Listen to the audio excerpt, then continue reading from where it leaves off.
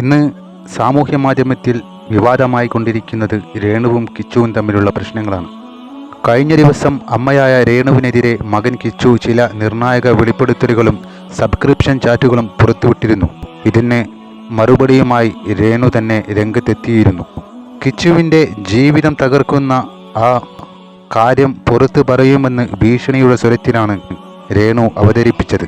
ആദ്യം 11 വയസ്സ് മുതൽ ഞാൻ നോക്കി വളർത്തിയ ഒരു മകനുണ്ട്. അവൻ എന്നെ ഇതുവരെ തന്നെ കാണാൻ വന്നില്ല എന്ന് വേദനയോടെയാണ് രേണു നമ്മളോട് പറഞ്ഞത്. ഇത് കേട്ട പലരും തന്നെ കിച്ചുവിനെതിരെ രംഗത്ത് വന്നു. കിച്ചു അമ്മയെ കാണാൻ പോകണമെന്നായിരുന്നു പലരുടെയും ആവശ്യം. ക്യാൻസർ ബാധിതയായി തന്നെ എടുത്തു വളർത്തിയ അമ്മ കഴിയുമ്പോൾ എന്തുകൊണ്ടാണ് കിച്ചു കാണാൻ പോകാത്തത് എന്ന് പലരും കിച്ചുവിനോട് കുത്തി ചോദിച്ചു. ഒടുവിൽ മൗനത്തിനൊടുവിൽ രേണുവെ കാണാനായി കിച്ചു വീട്ടിലെത്തിയെങ്കിലും ആ വേളയിൽ ആശുപത്രിയിലായിരുന്ന രേണുവെ കാണാൻ കിച്ചുവിന് കഴിഞ്ഞില്ല. സുധിയുടെ ഇളയ മകനായ ഋതപ്പനോടൊപ്പം കുറച്ചു സമയം ചിലവിട്ടാണ് ഇനി ഞാൻ വരാം എന്ന് പറഞ്ഞ് കിച്ചു അവിടെ നിന്നും ഇറങ്ങിയത്.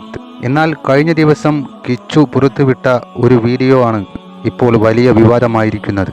എന്തുകൊണ്ട് താൻ അമ്മയെ കാണാൻ പോയില്ല എന്നതിൻ്റെ വ്യക്തമായ കാരണമാണ് കിച്ചു ഇതിലൂടെ പങ്കുവച്ചത്.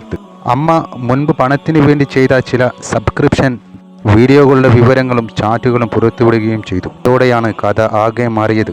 തുടർന്ന് അതീവ ഗുരുതര അവസ്ഥയിൽ കഴിയുകയാണ് എന്ന് പറഞ്ഞ രേണു കിച്ചുവിനെതിരെ തെളിവുകളുമായി വളരെ ആക്റ്റീവായി തന്നെ വീഡിയോ ചെയ്യുന്നതാണ് ഇപ്പോൾ നമുക്കെല്ലാം കാണാൻ സാധിച്ചത്.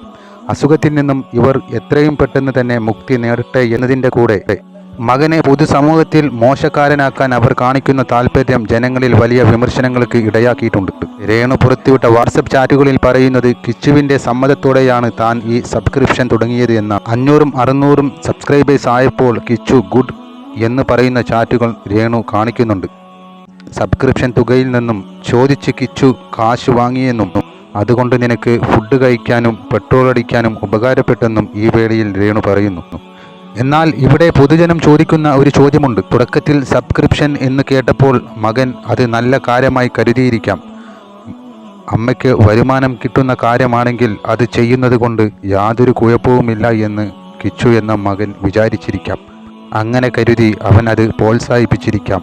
എന്നാൽ പിന്നീട് പണത്തിന് വേണ്ടി സഭ്യമല്ലാത്ത, അതല്ലെങ്കിൽ കുടുംബത്തിന് നാണക്കേടുണ്ടാക്കുന്ന കാര്യങ്ങൾ ഒരു മകൻ എന്ന നിലയിൽ ഒരിക്കലും കാണാൻ കഴിയാത്തതോ ആയ വീഡിയോകൾ പ്രചരിക്കുന്നത് കണ്ടപ്പോൾ അതിനെക്കുറിച്ച് കിച്ചുവിനോട് പലരും അഭിപ്രായം ചോദിച്ചപ്പോൾ എങ്ങനെയായിരിക്കും ആ ചോദ്യങ്ങൾക്കെല്ലാം അവൻ ഉത്തരം നൽകിയിട്ടുണ്ടാകുക? അതുമൂലം ആ മകനുണ്ടായ മാനഹാനി ചെറുതായി കാണാൻ കഴിയില്ല.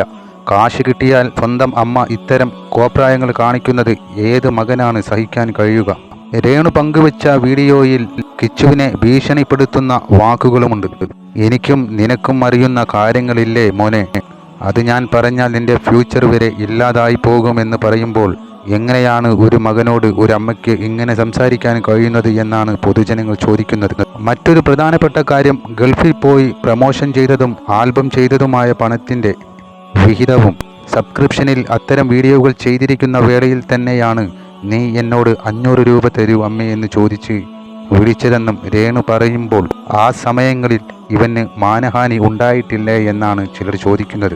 എന്നാൽ ഒരമ്മ മകന് നൽകിയ പണത്തെക്കുറിച്ച് ഇങ്ങനെ പരസ്യമായി കണക്ക് പറയുന്നത് ശരിയാണോ എന്ന് പ്രേക്ഷകരും അതിശയത്തോടെ ചില പ്രേക്ഷകർ ചോദിക്കുന്നു.